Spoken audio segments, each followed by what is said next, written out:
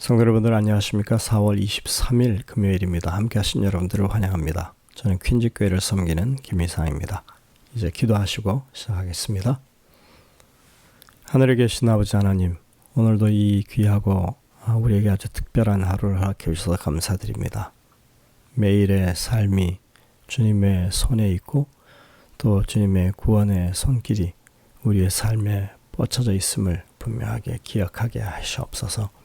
주님, 오늘도 주님 앞에 저희들이 간구하오니 성령이 저희 삶에 늘 함께 하시고 역사해 주셔서 하나님의 뜻을 깨우쳐 주시고 우리로 일할 수 있게 하여 주시고 주님의 사랑 가운데 늘 거할 수 있는 삶이 되게 하여 주시옵소서. 주님 앞에 무릎 꿇어 아뢰는 주의 백성들, 어려운 형편 가운데 또는 질병의 고통 속에서 주님께 아뢰는 백성들이 싸우면 주님 들으시고 응답하여 주셔서 주님의 크신 권능으로 우리와 함께 하심과 또 우리의 모든 필요를 채우심을 그 마음 가운데 느낄 수 있게 하여 주시옵소서. 이 시간 주의 성령이 우리의 심령마다 역사해 주시옵기를 예수님의 이름으로 간절히 기도드립니다. 아멘. 네, 오늘 저희는 이번 주에 공부했던 것을 잠시 좀 살펴보는 그런 시간을 갖도록 하겠습니다. 먼저 기억절입니다. 내가 내 언약을 나와 너 및 내 대대 후손 사이에 세워서 영원한 언약을 삼고 너와 내 후손의 하나님이 되리라. 창세기 17장 7절에 있는 말씀입니다. 이번 주의 제목은 영원한 언약이었습니다.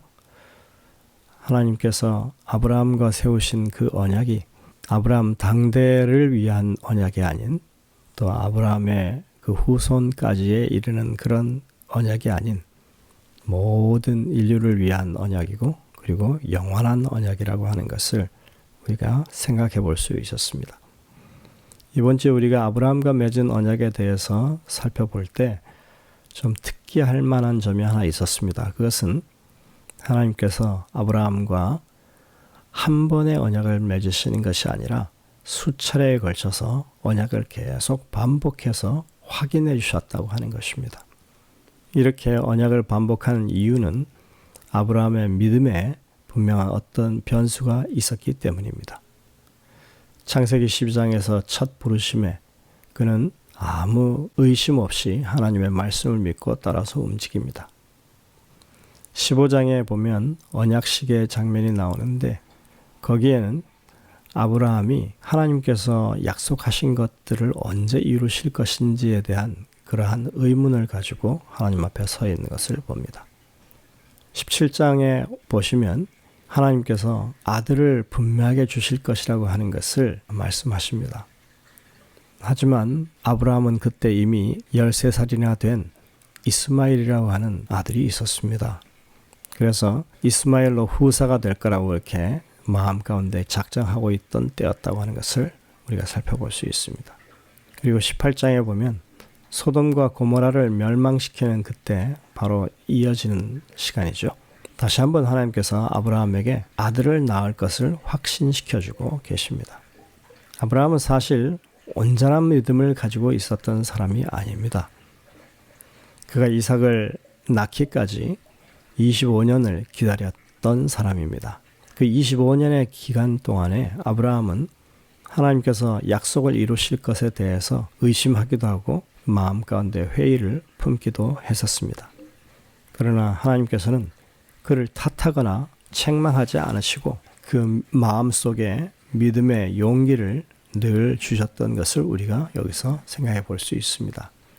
하나님은 참 은혜로우셔서 우리의 잘못을 허물지 아니하시고 우리가 연약할 때 우리의 마음에 믿음과 용기와 힘을 더해 주시는 그런 하나님이시라고 하는 것을 우리가 여기서 살펴볼 수 있는 것입니다. 하나님께서는 늘 우리에게 약속을 다시 한번 생각하게 해주십니다. 우리가 여러 가지 힘들고 어려운 시절을 지날 때 하나님께서는 또 우리 마음 가운데 하나님의 약속이 어떠한 것인지를 되새길 수 있게 하시는 것입니다.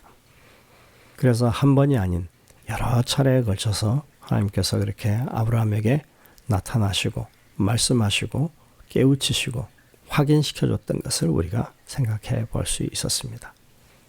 우리가 기억절에서 봤듯이 하나님께서 아브라함과 맺으신 그 언약은 영원한 언약이라고 하는 것입니다. 이것은 매우 의미가 큰 그런 표현입니다. 영원하다고 하는 것은 단지 아브라함에게만 한 언약이 아니라 모든 사람을 위한 것이며, 그리고 아브라함의 당대나 혹은 아브라함의 계보만 따라서 되는 것이 아니라 모든 사람들에게 세상 끝날까지 구원의 기별로 그것이 주어지는 영원한 언약이라고 하는 것을 우리가 생각해 볼 수 있는 것입니다.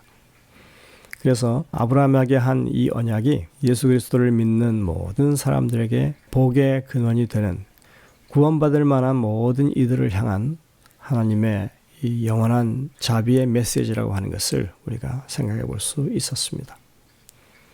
하나님께서는 이렇게 아브라함과 언약을 다시 한번 확인하시면서 이 17장에 보면은 어떤 언약의 징표를 이렇게 말씀하십니다. 우리가 노아와 맺은 하나님의 언약에 보면 하나님께서 다시는 물로 세상을 멸하지 않겠다고 하는 징표로 무지개를 주셨었죠. 그 무지개는 바라보는 모든 사람들로 하여금 하나님의 약속을 분명하게 되새길 수 있게 하는 것이었습니다. 이번에 아브라함에게 하나님께서 주신 징표는 할례였습니다. 할례라고 하는 것은 사람의 몸에 상처를 내고 또 그러한 결과가 계속 그의 평생에 따라다니는 그런 하나의 표식이었습니다. 사람들은 이 성경을 통해서 할례의 여러 가지 의미를 찾습니다. 오늘 소재에 보면 6가지의 의미를 설명하고 있습니다. 제7일 안식 예수재림교 성경 주석에 있는 그런 내용입니다. 첫 번째는 아브라함의 후손을 이방인과 구별하기 위해서 이 할례를 주셨다고 합니다.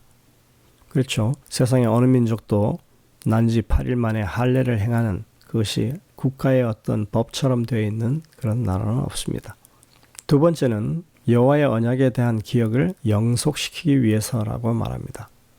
하나님께서 할례를 통해서 우리의 몸에 표식이 되어서 죽기까지 계속해서 그렇게 그것이 상기될 수 있도록 하셨다 하는 것입니다. 여기서 영원이라고 하는 것은 사실은 한 사람의 삶이 끝나기까지를 가리키는 그런 의미도 됩니다. 세 번째로는 도덕적 순결성을 개발시키고 육성하기 위해서 그렇게 했다 하는 것입니다. 오늘날은 이 할례를 이 위생상의 방편으로 그것을 그렇게 시행을 합니다. 하지만 이것은 하나님께서 사람과 사람 사이의 관계에 있어서 도덕적인 순결성을 유지하기 위한 하나의 표식으로 쓰셨다고 하는 것을 우리가 생각해 볼 수 있습니다.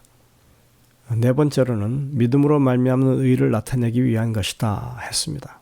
이것은 로마서 4장에 나오는 그 표현을 빌어서 하는 것인데, 사람이 자신이 무언가를 해서 되는 것이 아니라 하나님께서 우리를 택하시고 당신의 백성으로 삼으신 것에 대한 것을 기념하는 것이 할례였기 때문에 결국은 인간의 능력이나 인간의 어떤 의지로 이루어가는 것이 아니라 그렇게 하나님의 선택하심으로 그 구원이 주어졌다고 하는 것을 이렇게 나타내는 표시가 되는 것으로 이해할 수 있습니다.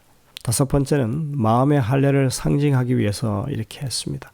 할례는 육신의 표식을 하는 것이지만 사실은 하나님께서 원하시는 것은 그 마음의 할례라고 했습니다.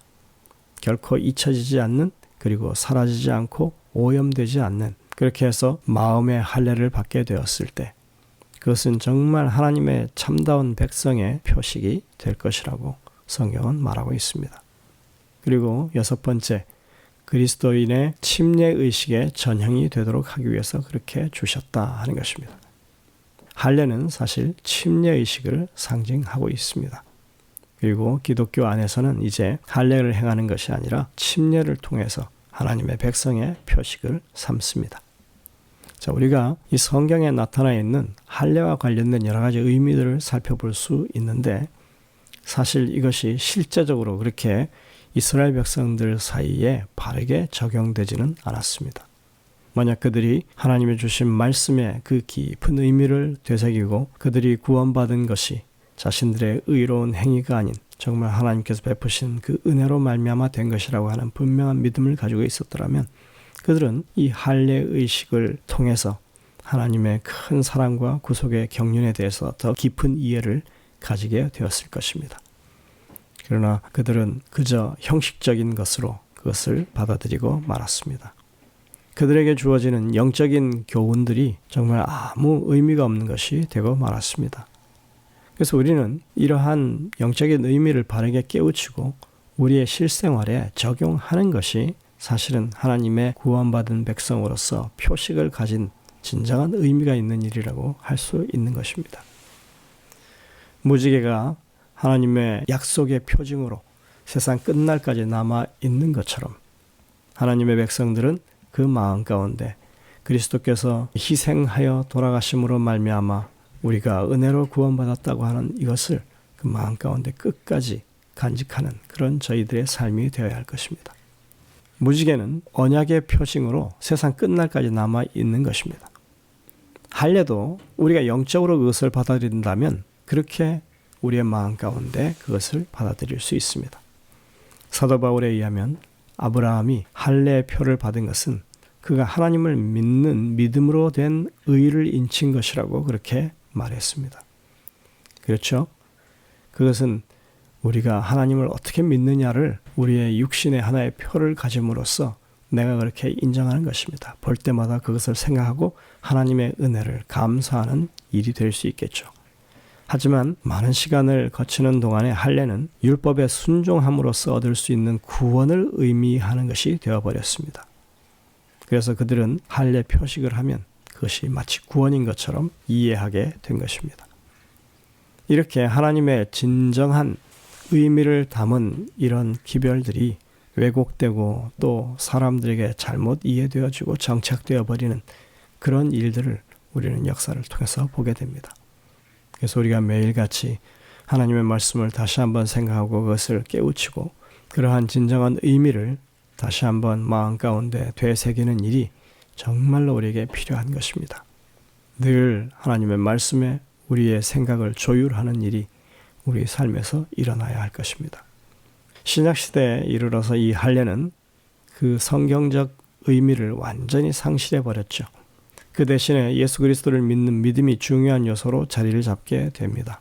그 믿음은 순종과 변화된 삶으로 우리를 이끌어준다고 성경은 말하고 있습니다. 우리가 그리스도를 믿는다고 하는 것, 그것은 우리의 삶에서 하나님의 온전하신 율법을 따르고 순종하는 그런 결과로 드러난다고 성경은 분명하게 가르치고 있습니다. 이러한 아주 기본적인 그리고 명확한 하나님의 뜻이 우리 삶에서 계속해서 일어날 수 있도록 하나님의 말씀 앞에 겸손히 그 뜻을 살피고 또 깨우치는 일이 정말로 필요한 것입니다. 우리 모든 성도님들이 영원한 언약으로 우리의 마음 가운데 주님께서 우리를 구원하기 위하여 겪으셨던 그 십자가의 고난을 마음 가운데 다시 한번 되새기고 간직하시고 그 은혜를 감사하시는 여러분들 되시길 간절히 바랍니다. 기도하시겠습니다. 하늘에 계신 아버지 하나님, 오늘도 우리에게 하나님의 말씀 속에서 또 다시 한번 구원의 은혜를 되새기게 하시니 감사드립니다. 저희들에게 늘 은혜를 베푸셔서 우리가 잊을만 할 때 다시 한번 깨우치시는 그런 일들을 반복한다고 하는 것을 기억하게 하시고 그때마다 주님 앞에 우리의 믿음을 새롭게 할 수 있는 저희들이 되게 하여 주옵소서. 구원의 표지가 우리의 마음 가운데 늘 살아있게 하시고 우리가 말씀 가운데서 그러한 것들을 다시 한번 확인하고 정말 그 진정한 의미를 새롭게 마음 가운데 새기는 저희들의 삶이 되게 인도하여 주옵소서. 오늘 이 하루의 삶을 우리와 함께 하시는 주님께 온전히 의지하며 예수님의 이름으로 간절히 기도드립니다. 아멘. 네, 여러분들 오늘도 이 주신 말씀들을 깊이 묵상하면서 주님의 음성을 듣게 되시길 바랍니다. 저희들은 일요일 날 아침에 다시 뵙겠습니다.